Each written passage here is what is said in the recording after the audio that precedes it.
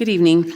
I read through your strategic plan, Dr. McDade, and on the research bibliography page, it states at the very top that you partnered with Hanover Research in the development of this plan.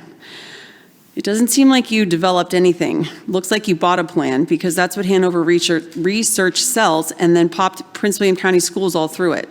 If you scroll down their homepage to their section on education, the one of only 2 referenced articles at the top is an anti-racism discussion guide. They state it is imperative for districts and school leaders to cultivate anti-racist school systems that embrace diversity and advance equity. They also state that leaders across the country are asking how they, as individuals, can examine their own beliefs and actions and foster an environment in which they can push conversations about race, racism, and other equity issues.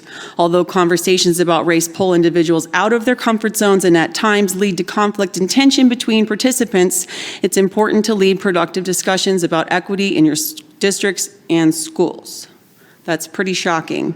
Commitment number 2 on your plan is about positive climate and culture.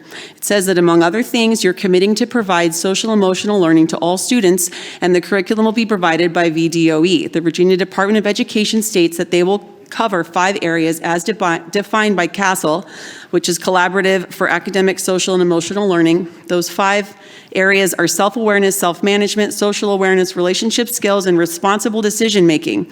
Social emotional learning is a lever to push equity as per the CASEL website, and in a webinar on dismantling inequities, they go so far as to say the point is to, quote, cultivate anti-racist mindsets and achieve, quote, equitable outcomes.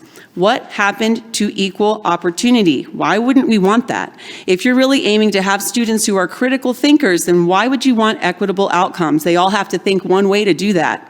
Social emotional learning is technically considered morality. If you decide a MAGA hat is going to hurt someone's feelings and tell my kid that's bad, that's not your job, that's mine.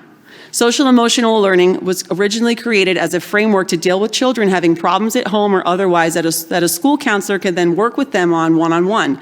Tasking our teachers to become the morality police with yet another training and task that people have degrees to deal with properly is irresponsible. Their focus and our students' focus should be on the education aspect on core subjects and taking the time they desperately need to master them.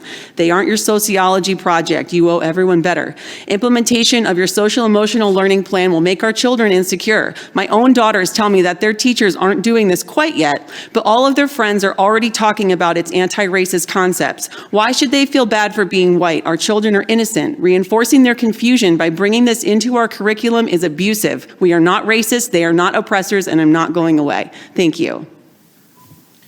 Ms. Gloria.